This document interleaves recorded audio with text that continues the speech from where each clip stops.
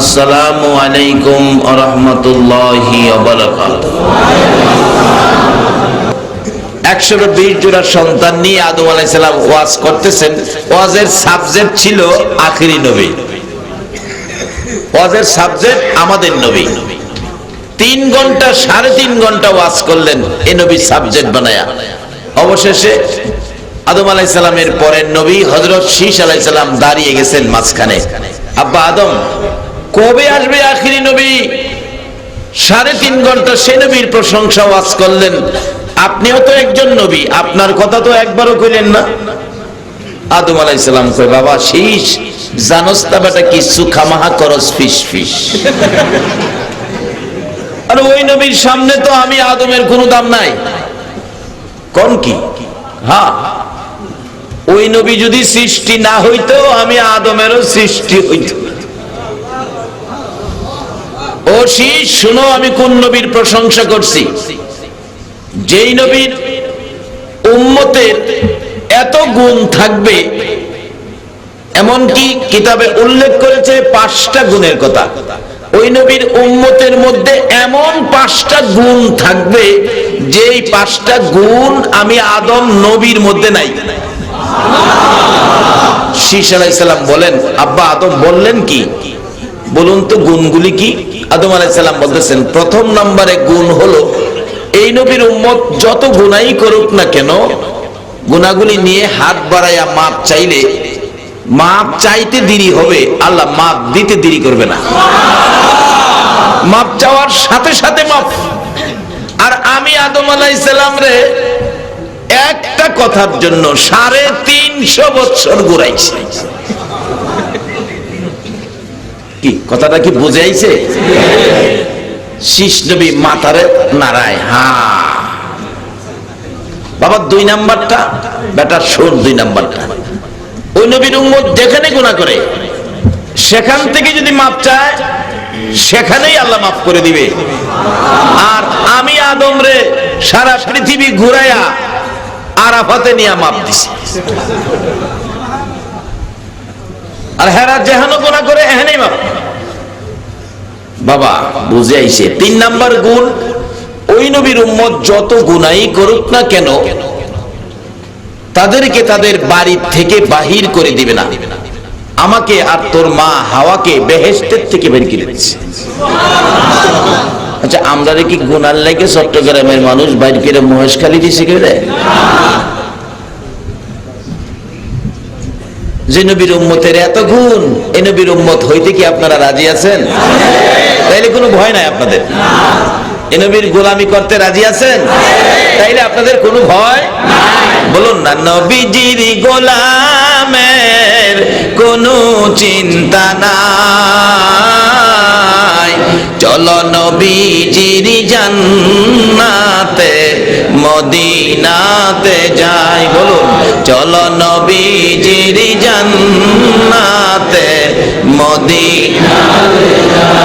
নবীজির গোলামের, নবীজির গোলামের কোনো চিন্তা নাই, চলো নবীজির জান্নাতে মদিনাতে যাই।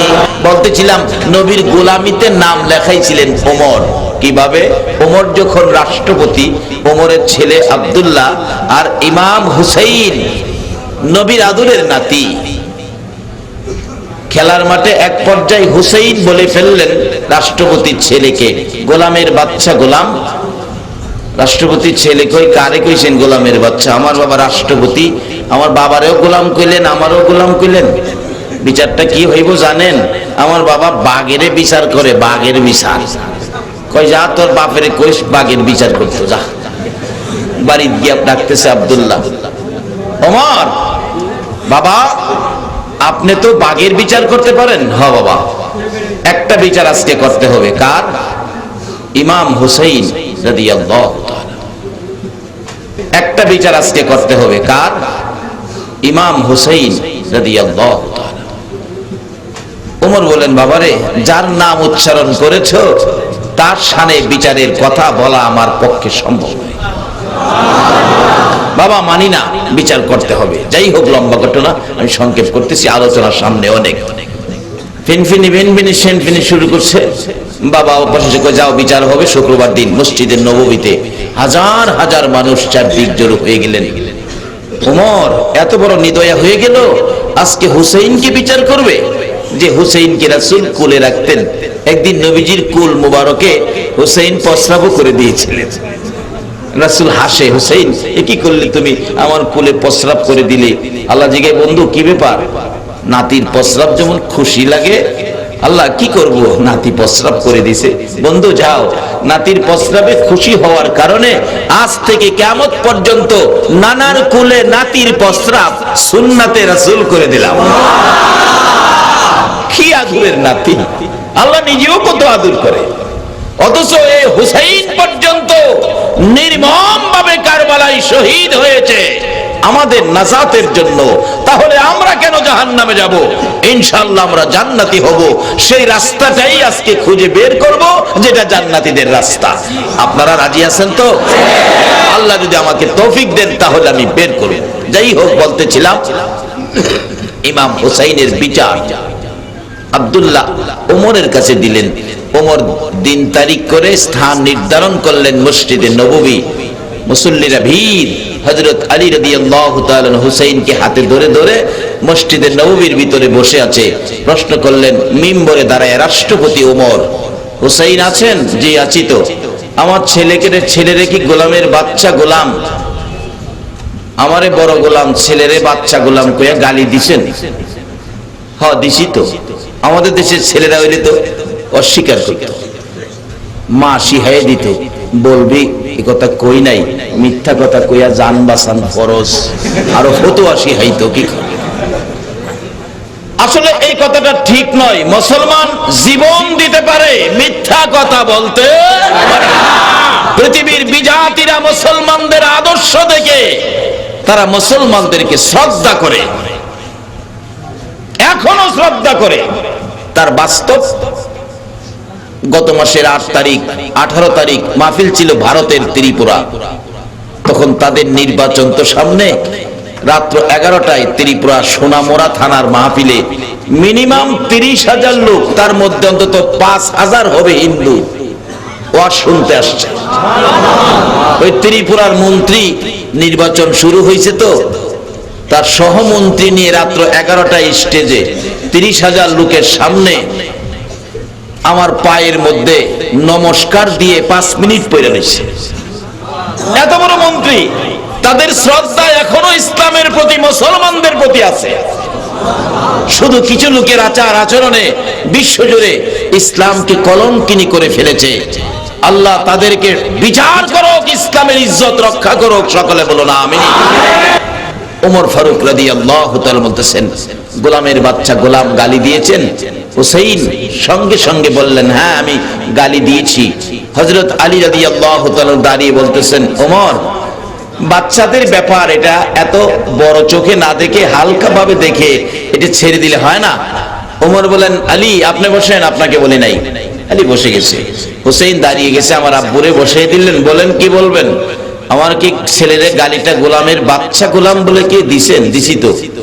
আচ্ছা আমি তো রাষ্ট্রপতি, আমি তো কোনো গোলামি করি নাই, আপনি আমারই গোলাম বললেন, বাচ্চারেও গোলাম বললেন, আমি কই গোলামি করলাম, কার গোলামি করলাম আপনি কথাটা যে বললেন? হুসাইন বলে, ওমর সকলের সামনে বড় কথা কইও না, আমি সব জানি। তাহলে জানি বললে বোঝা গেল কথাটার গুরুত্ব আরো বাড়ছে। হুসাইন ওমরের দিকে আঙ্গুলটা খাড়া করে ডাকতেছেন, বাবা ওমর, এই ওমর সকলের সামনে বড় কথা বলো না। তুমি কি আমার নানার গোলামি করো নাই?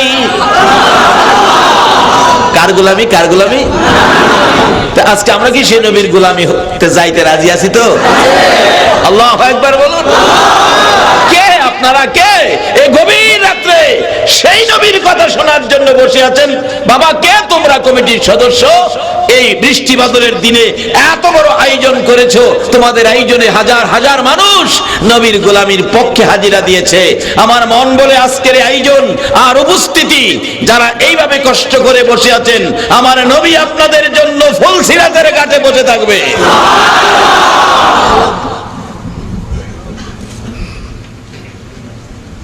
ওমর, আপনি কি আমার নানার গোলামি করেন নাই? কথাটা অস্বীকার করতে পারবেন? ওমর দুইটা চোখের পানি গাল বেবে ছেড়ে দিছে। মসজিদের নববীর মুসল্লিরা গো, তোমরা কি শুনেছো ওমর কার গোলামের কথা পেয়েছে, সার্টিফিকেট পেয়েছে? আরে মসজিদের নববীর মুসল্লিরা, তোমরা কি শুনেছো নবীর আদরের নাতি আমাকে কি বলেছে? আমি বলে রাহমাতাল লিল আলামিনের গোলামি করেছি। মুসল্লিরা বলেন শুনেছি।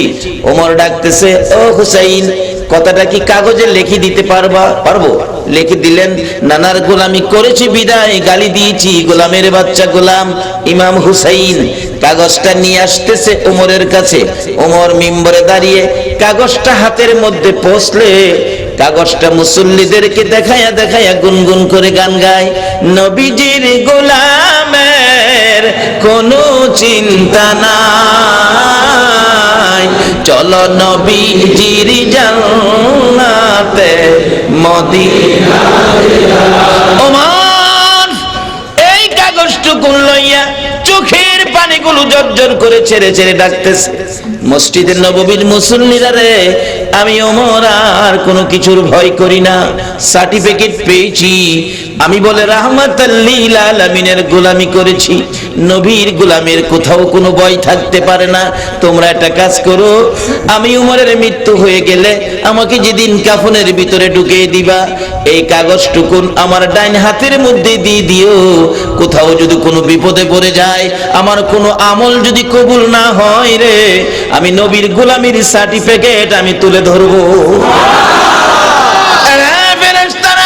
দেখ, নবীর আদরের নাতি আমাকে সার্টিফিকেট দিয়েছে, আমার কাগজ দিয়েছে, চিঠি দিয়েছে, দলিল করে দিয়েছে। আমি বলে দুনিয়ার জমিনে নবীর গোলামি করেছি। ফেরেশতারা রে, আর কিছুই যদি আমার কবুল না হয়, নবীর গোলামির খাতিরে আমার আল্লাহ আমাকে মাফ করে দিবে।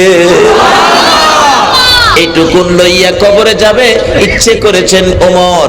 এইটুকুন করার কারণে, নবীর গোলামি হুসাইনের মুখ থেকে মাইনা নেওয়ার কারণে আমার নবী কত ভালোবাসতেন আমার নবী ওমরকে। যেদিন ওমর দুনিয়া থেকে বিদায় হবেন, মসজিদে নববীতে ফজরের নামাজের ইমামতি করে ওমর 2 রাকাত নামাজ পড়াবেন। 1 রাকাত নামাজ শেষ করে দ্বিতীয় রাকাতের মধ্যে দাঁড়াইতে ছিল, সোজা হয় নাই, বাঁকা অবস্থায় পিছন থেকে ইহুদি উমরকে হত্যা করার জন্য লম্বা ছুরি নিয়ে পিছনের কাতারে মুসল্লি হয়েছে, দাঁড়াইতেছেন, সোজা হইতে পারে নাই, বাঁকা অবস্থায় ডান দিকের এই কলিজাটার মধ্যে ইহুদি উমরকে ছুরি মারছে। কলিজাটা ছেদ্র করে বাম দিক দিয়ে বেরিয়ে গেছে। ওমর যেই বিছানায় দাঁড়াইয়া রাহমাতাল লিল আলামিন নবী ইমামতি করতেন, ওই বিছানাটার মধ্যে ইয়া রাসূলুল্লাহ বলে চিৎকার মেরে কাত হয়ে পড়ে গেছে। শক্তিশালী পুরুষ রক্ত বাহির হইয়া মসজিদে নববী পুরাটা লাল হয়ে গেছে, মুসল্লিদের পায়ের নিচে রক্ত ঢুকে গেছে। মুসল্লিরা চিৎকার মেরে ডাকতেছে আর কাঁদতেছে, কার রক্ত রে মসজিদে নববী লাল করে দিলে? ওমরের ছেলে আব্দুল্লাহ মিম্বরে দাঁড়াইয়া ডাকতেছে, দরজা বন্ধ করে দেন, আমার বাবাকে ছুরি মারছে, হত্যা করে ফেলেছে, দরজা বন্ধ করুন, আমি আমার বাবার হত্যার প্রতিশোধ নেব, বিচার করব। ওমর ছোট্ট ছোট্ট সুরে ডাকে, রে আব্দুল্লাহ আয় আমার কাছে আয়। প্রতিশোধ নয়, ইসলাম প্রতিশোধের ধর্ম নয়, ইসলাম ভ্রাতৃত্বের ধর্ম, ভালোবাসার ধর্ম, বন্ধুত্বের ধর্ম। আমার নবী শিক্ষা দিয়ে দিয়েছে ইসলাম ভালোবাসার ধর্ম, প্রতিশোধের ধর্ম নয়। বাবা আমাকে খুশি করার জন্য প্রতিশোধ নিতে চাইতেছো, প্রতিশোধ নয়, শুনে যাও, আমাকে খুশি করার জন্য প্রতিশোধ নিতে হবে না। একটা কাজ করো। কি কাজ বাবা? তুমি যাইয়া মা আয়েশা সিদ্দিকার কাছে আমার পক্ষ থেকে দুইটা হাত মার কাছে বাড়াইয়া দাও। বাড়াইয়া বলবে, মা গো, আমার বাবাকে ছুরি আঘাত করেছে, বাবা দুনিয়ার থেকে বিদায় হয়ে যাবে। আমার বাবার মনে বড় আশা গো, আমার নবীর পাশে আবু বকর সিদ্দিক জান্নাতের বাগানে ঘুমিয়েছে, আরেক পাশে জায়গা খালি রয়ে গেছে গো মা। আমার বাবা দুইটা হাত বাড়াইছে, একটু জায়গা দিবেন নি নবীর রওজার পাশে? আমার বাবা ওমরকে নবীর পাশে শোয়ানোর জন্য। আব্দুল্লাহ রে, আর কিছুই চাই না রে, বিচার চাই না, প্রতিশোধ চাই না, আমারে পারবে নি আমার নবী রাহমাতাল লিল আলামিনের পাশে শোয়াইতে। আল্লাহ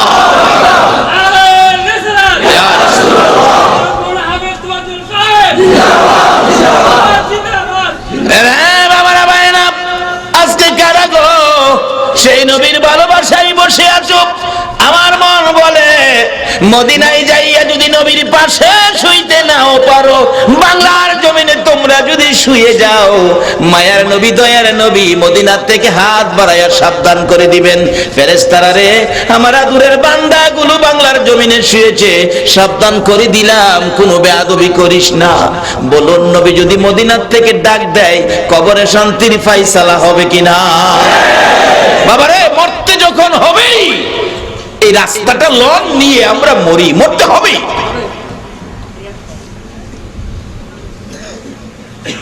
ওমর ডাক দিলেন, বাবা আমার জন্য নবীজির পাশের একটু জায়গানি মঞ্জুর করাইতে পারো, তুমি একটু যাও, তাহলে আমি খুশি হব।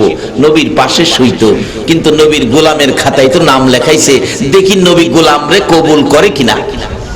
দৌড়ে গেছে, মা গো, আমার বাবাকে সর্বনাশ করেছে, বাবা একটু জায়গা আপনার কাছে চাইছে নবীর পাশে থাকতে। আবু বকর সিদ্দিকের মতো আমার বাবাকে একটু জায়গা দিবেন? কাঁদতেছে ছেলে। মা আয়েশা সিদ্দিকা বলেন, ইচ্ছে ছিল রাসূলের পাশে আমি থাকবো, তোমার বাবা আবদার করেছে, নাও তো করতে পারি না, রাসূল যদি কবুল করেন আমি তো না করতে পারবো না, তুমি দাঁড়াও দেখি আমার রাসূল কবুল করছেন কিনা। নবীজির রওজার পাশে যাইয়া মা আয়েশা সিদ্দিকা ডাকতেছেন, ইয়া রাসূলুল্লাহ, আল্লাহর নবী গো, ওমর মসজিদে নববীতে ছুরির আঘাত খেয়ে মৃত্যুর সাথে পাঞ্জা লড়ছে, এক্ষুনি দুনিয়া থেকে বিদায় হয়ে যাবে।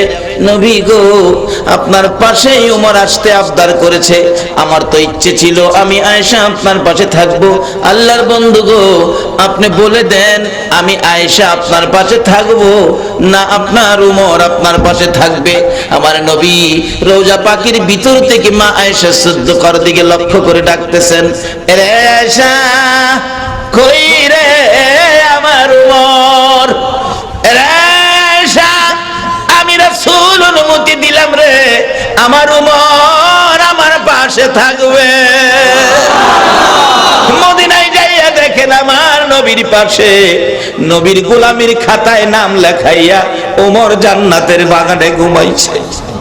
এই নবীর গোলামি খাতায় নাম লেখানোর জন্য কিছু সময় আপনারা দিয়ে নবীকে বাড়িতে নিতে আপনারা রাজি আছেন কিনা?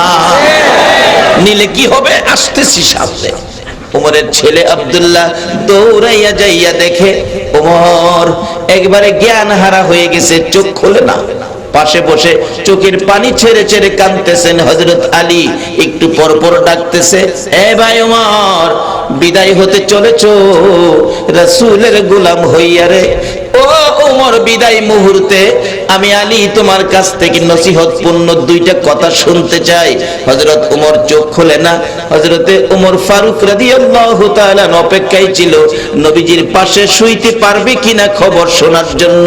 এমন সময় ডাক দিয়ে বললেন, আব্দুল্লাহ বাবা, খবর শুনে নাও, আমার নবীর পক্ষ থেকে কবুল করেছে, নবীর পাশেই তোমাকে দাফন করা হবে। ওমর এই ডাকটা শুনে দুইটা চক্ষু খুলে চোখের পানিগুলো জর্জর করে ছেড়ে দিলেন।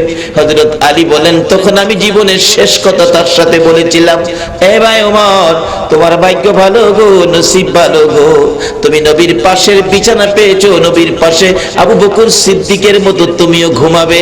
আমি তোমার কাছ থেকে দুইটা শেষ নসিহতপূর্ণ কথা শুনতে চাই। এ ওমর, দুইটা কথা কি আমাকে বলে যাবে, তুমি বলো। হযরতে ওমর চোখের পানি ছেড়ে ছেড়ে বলেন, রে আলী, আমার কাছ থেকে দুইটা কথা শোনার আগে তোমার কাছ থেকে আমি একটা কথা শুনতে চাই রে আলী। আমি দুইটা রাকাত ফজরের নামাজ ইমামতি করে আদায় করার জন্য দাঁড়িয়েছিলাম। একটা রাকাত শেষ করার পর দ্বিতীয় রাকাতে আমাকে ছুরি মারছে রে আলী, আমার দ্বিতীয় রাকাত নামাজটা আদায় হলো না। রে আলী, আমার কানে কানে বলে দে, ফজরের নামাজের সময় আছে নি রে আলী, আমি আমার বাকি এক রাকাত নামাজ আদায় করে কবরে যাইতে পারবো নি। কোন অবস্থায় গোলামিতে নাম লেখাইলে আমার নবী ডাইকা ডাইকা পাশে শোয়ায়, এই নামাজ একটা রাকাত বাকি, শেষ মুহূর্তে জীবন যায় তাও আদায় করতে চাই, আর আমাদের জীবনে শত শত রাকাত নামাজ বাকি আদায় হলো না। বাবারে, খালি ওয়াজ শুনলে হবে না, বাড়িতে নিয়ে কাজে লাগাইতে হবে। ডাক্তার আপনাকে ওষুধ দিয়েছে, ওষুধ খেয়ে রাখলে হবে না, ওষুধ খাইতে হবে।